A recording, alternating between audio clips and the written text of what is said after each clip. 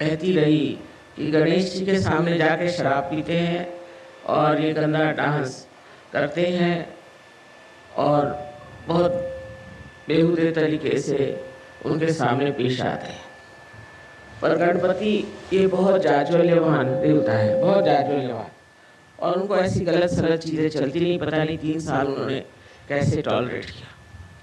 और मैंने साफ कहा था कि ऐसा करोगे तो महाराष्ट्र में भूकंप आएगा। साफ भूकंप शब्द मैंने कहा। लेकिन कोई सुनता थोड़ी है। वो डिस्को इसको क्या गंदी चीज़ें हैं वो ले करके वहाँ डांस करते हैं। शराब तो इतनी महाराष्ट्र में आ गई जिसकी कोई हद नहीं। तो अब 2 तरह की जनता स्थापित हो रही मैं देख रही हूँ। एक शराबी कबाबी और बिल्कुल म्लेच्छ, और दूसरी एक शुद्ध पवित्र ऐसी सहज कम्युनिटी है। अगर आपको अपने बच्चों को बचाना है और अपने बच्चों को एक शुद्ध वातावरण देना है तो उनको जितना हो सके सहज में उतारें, और आप भी सहज में उतरें। सहज की अनेक उपलब्धियां हैं जिसके बारे में मैं आपसे क्या बताऊं, लेकिन आप आश्चर्य करें कि हर रोज़ मेरे पास कम से कम 10-12 ऐसे पत्र आते हैं जिसमें वो लिखते हैं कि किस कदर उनकी जो परेशानियां थी वो साफ हो गई, जो तकलीफ़ें थी वो ठीक हो गई, कैसे उनके बच्चे ठीक हो गए, कैसे एक्सीडेंट में पढ़ते पढ़ते कैसे बच गए। हर एक तरह की बातें लिख के भेजते हैं, और एक नहीं दो नहीं, अब सोचिए कि रोज़ के 10-12 खत आते हैं और 30 दिन तक चलते ही रहता लगातार।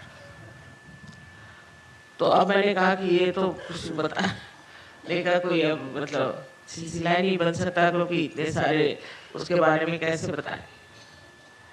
लेकिन ये भी सोचना चाहिए कि सहयोगियों को जो आज लाभ हुआ है वो औरों को भी होना चाहिए, और भी इसे प्राप्त करें और भी इसमें आ जाए।